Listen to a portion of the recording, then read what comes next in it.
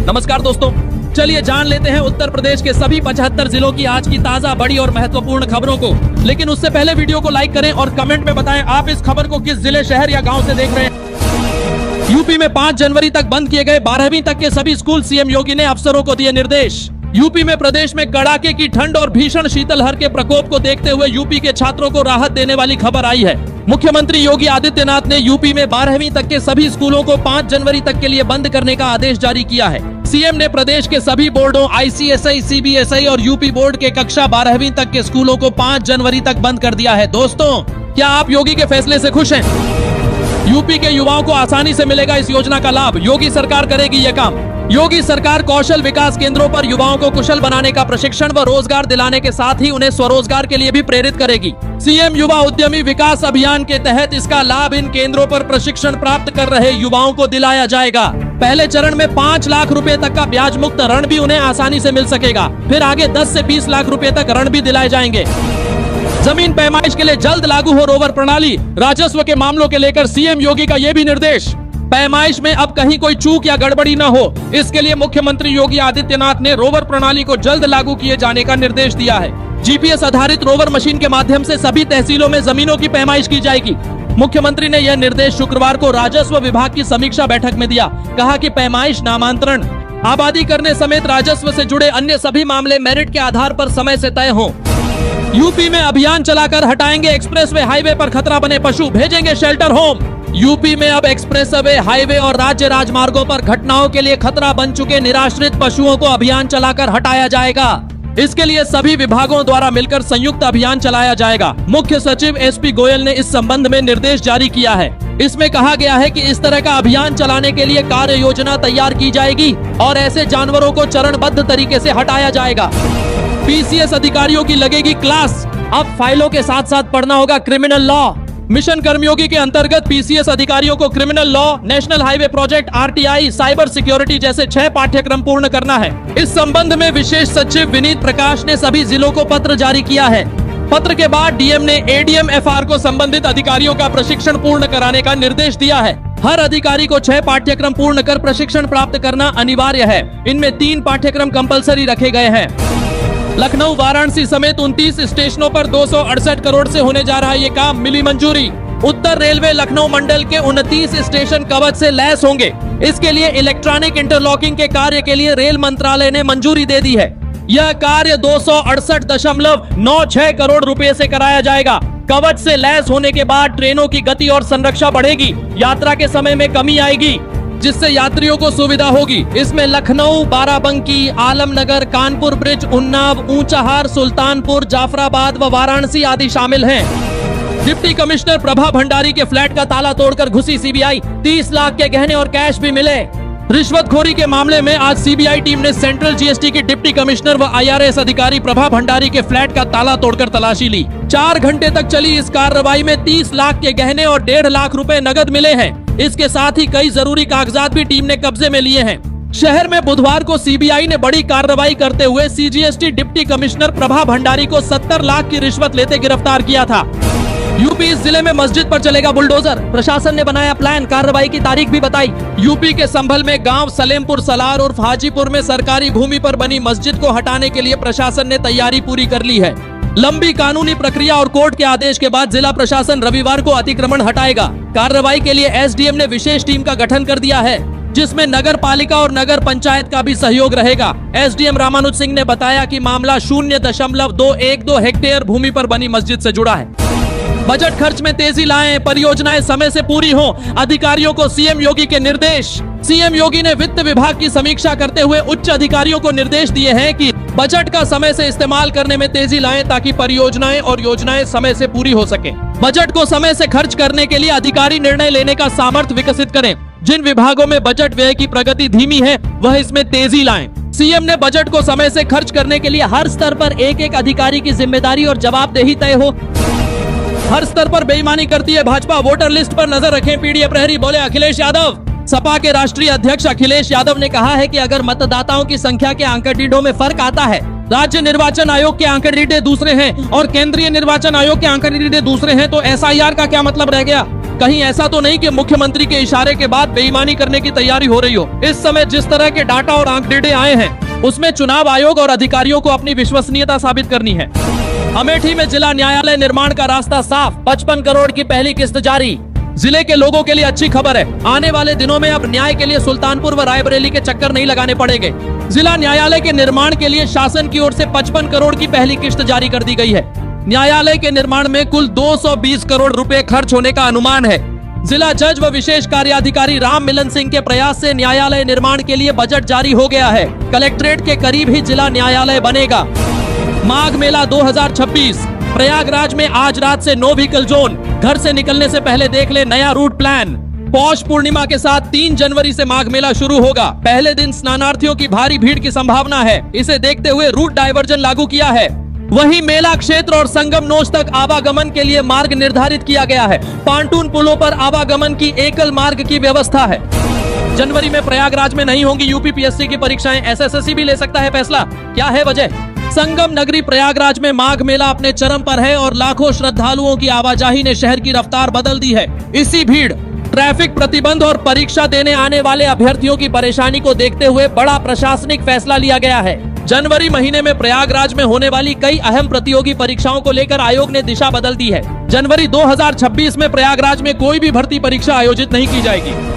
UP RERA ने मेरठ समेत 5 जिलों की 7 रियल एस्टेट प्रोजेक्ट्स को दी मंजूरी। 417 करोड़ का निवेश प्रस्तावित। UP real estate regulatory authority UP RERA ने नए साल के पहले दिन गुरुवार को गौतम बुद्ध नगर की 2 समेत 5 जिलों की 7 रियल एस्टेट परियोजनाओं को मंजूरी दी। इन परियोजनाओं में आवासीय एवं व्यावसायिक सहित कुल 1024 इकाइयों का निर्माण होगा। यूपी रेरा के अध्यक्ष संजय भूसरेड्डी ने बताया कि बैठक में गौतम बुद्ध नगर में 181.36 करोड़ रुपए की लागत वाली 2 परियोजनाओं को मंजूरी दी गई है। नए साल पर कई ट्रेनों का नया टाइम टेबल होगा लागू। माघ मेला के लिए ट्रेनों के बढ़ाए स्टॉप। मुरादाबाद मंडल में नए साल पर रेल परिचालन को और व्यवस्थित व सुरक्षित करने के लिए नया वर्किंग टाइम टेबल 1 जनवरी से लागू किया जा रहा है। इस नए टाइम टेबल के तहत रेल परिचालन से संबंधित कई परिवर्तन किए गए हैं। इसका उद्देश्य समय पालन सुनिश्चित करना, यात्री व माल परिवहन को अधिक प्रभावी बनाना है। नए टाइम टेबल में रुड़की देवबंद के बीच 29.55 किलोमीटर लंबी नई रेलवे लाइन को शामिल किया गया है। एक देश एक ऐप के रूप में काम करेगा रेल लोन। 1 मार्च से बंद हो जाएगा यूटीएस मोबाइल ऐप। एक देश एक रेलवे की थीम पर अब एक रेलवे एक ऐप की व्यवस्था लागू होने जा रही है। मौजूदा समय में अनारक्षित टिकट की बुकिंग के लिए यूटीएस अनारक्षित टिकटिंग सिस्टम मोबाइल ऐप को रेलवे मार्च 2026 में बंद कर देगा। इसकी जगह पर रेल वन मोबाइल ऐप ही काम करेगा। यह एकमात्र ऐप होगा जो पूरे देश में रेल सेवा के लिए काम करेगा। इससे यात्रियों को रेलवे की सुविधाओं अथवा टिकट के लिए अलग अलग ऐप या विकल्पों की तलाश नहीं करनी पड़ेगी। वाराणसी में कामकाजी महिलाओं के लिए बनेगा 4 मंजिला हॉस्टल, मिलेगी ये विशेष सुविधाएं। कामकाजी महिलाओं को अब शहर में किराए के मकान के लिए इधर उधर टहलना नहीं पड़ेगा। रामनगर में इनके लिए छात्रावास बनेगा। 4 मंजिला इस छात्रावास में एक साथ 500 महिलाएं रह सकेंगी। सुरक्षा के भी पुख्ता इंतजाम रहेंगे। सरकारी व गैर सरकारी क्षेत्र में महिलाओं की बढ़ती भागीदारी को देखते हुए मुख्यमंत्री योगी आदित्यनाथ की सरकार ने पिछले साल वर्किंग वुमन कामकाजी महिला हॉस्टल खोलने की बात कही थी। लखनऊ के इस इलाके में बनने जा रहा 4 लेन ओवरब्रिज, लाखों को जाम से मिलेगी राहत। राजधानी लखनऊ में ट्रैफिक जाम से निजात दिलाने के लिए विक्रमादित्य मार्ग स्थित दिलकुशा क्रॉसिंग पर रेलवे ओवरब्रिज बनाया जाएगा। करीब 650 मीटर लंबे 4 लेन ओवरब्रिज निर्माण से लगभग 3 लाख आबादी को ट्रैफिक जाम से राहत मिलेगी। साथ ही सुल्तानपुर रोड व हजरतगंज लाल बत्ती चौराहा कटाई वाला पुल सोमनाथ द्वार के आसपास बेहतर लिंक होगी। रेलवे, लेसा, ग्रीन गैस और नगर निगम के वरिष्ठ अधिकारियों ने संयुक्त रूप से स्थल का सर्वे किया। आत्मनिर्भर ग्राम पंचायत से बनेगा यूपी आत्मनिर्भर उत्सव भवन, बिना भेदभाव के शादी समारोह के लिए दिए जाएं। मुख्यमंत्री योगी आदित्यनाथ ने शुक्रवार शाम को पंचायती राज विभाग की समीक्षा बैठक की। इस दौरान मुख्यमंत्री जी ने अधिकारियों को उत्सव भवन के निर्माण कार्यों में तेजी लाने के निर्देश दिए। उन्होंने कहा कि उत्तर प्रदेश आत्मनिर्भर तभी बन सकता है जब हमारी ग्राम पंचायतें भी आत्मनिर्भर बने। अतः ग्राम पंचायतों की आय को बढ़ाने के लिए कार्य योजना बनाकर कार्य करना होगा। प्रेमिका के लिए पाकिस्तान पहुंचे बादल बाबू ने कबूला इस्लाम, वतन लौटने से किया इनकार। फेसबुक पर दोस्ती के बाद युवती के प्यार में सीमा पार करके पाकिस्तान पहुंचे अलीगढ़ के बरला के बादल बाबू ने सजा तो पूरी कर ली है, लेकिन जुर्माना न भर पाने के चलते अभी उसे कुछ दिन और जेल में रहना पड़ेगा। उसके केस की पैरवी कर रहे अधिवक्ता फियाज रामे ने नए साल पर वीडियो डालकर इसका खुलासा किया है। उन्होंने कहा है कि लाहौर जेल में बंद बादल से उनकी मुलाकात हुई है। बादल ने कहा कि उसने पूरी तरह से इस्लाम कबूल कर लिया है। कैंडल मार्च निकाल रहे थे सपा जिलाध्यक्ष, करणी सेना के प्रदेश सचिव ने बोला धावा, पुलिस ने पकड़ा। मेरठ के सरधना विधानसभा क्षेत्र से पूर्व विधायक रह चुके भाजपा नेता ठाकुर संगीत सोम पर सपा जिलाध्यक्ष द्वारा मुस्लिमों के अपमान का आरोप लगाने का मामला तूल पकड़ने लगा है। शुक्रवार देर शाम महावीर चौक पर कैंडल मार्च के दौरान करणी सेना के प्रदेश सचिव ने सपा जिलाध्यक्ष जिया चौधरी पर धावा बोल दिया। इस दौरान सपाइयों व मौके पर मौजूद पुलिस कर्मियों ने करणी सेना के प्रदेश सचिव को पकड़ लिया। डीएसपी रैंक की वर्दी पहनकर घूम रहा था फर्जी डीएसपी, यूपी पुलिस ने धर दबोचा, कार भी बरामद। यूपी के मुंह में पुलिस को बड़ी सफलता मिली है। पुलिस ने डीएसपी रैंक की वर्दी पहनकर घूम रहे फर्जी डीएसपी को धर दबोचा है। पुलिस ने आरोपी के पास से एक कार भी बरामद की है। पुलिस ने आरोपी को हिरासत में लेकर पूछताछ कर रही है। पकड़ा गया फर्जी डीएसपी कैन और सर समेत कई बीमारियों से ग्रसित बताया जा रहा है। मुंह में डीएसपी रैंक की वर्दी पहनकर यह व्यक्ति घूम रहा था। वर्दी पर लगी नेम प्लेट में प्रभात पांडे नाम लिखा था। 10 वाले बिस्कुट से मशहूर यूट्यूबर जकाती की फिर बड़ी मुश्किलें, थाने पहुंचा को स्टार का पति।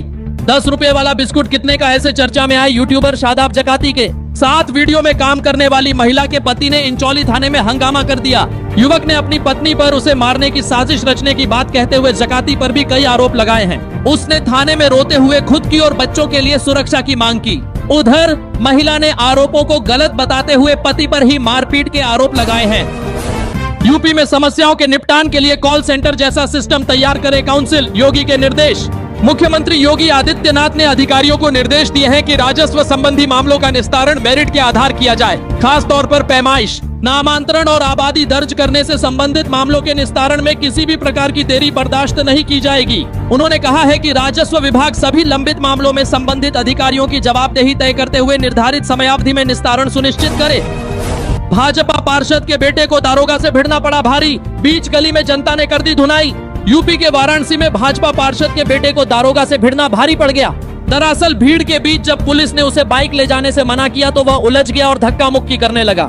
इस पर आसपास मौजूद लोगों ने भाजपा पार्षद के बेटे की कुटाई कर दी। वहीं ये मामला क्षेत्र में चर्चा का विषय बना हुआ है। ये मामला मणिकर्णिका गली का है। गुरुवार को भीड़ के बीच बाइक ले जा रहे पार्षद पुत्र को पुलिस ने मना किया तो वह उलझ गया। गोरखपुर में पकड़े गए 40 चेन स्नेचर, 36 महिलाएं व 4 लड़के सांप छिपकली दिखाकर करते थे लूट।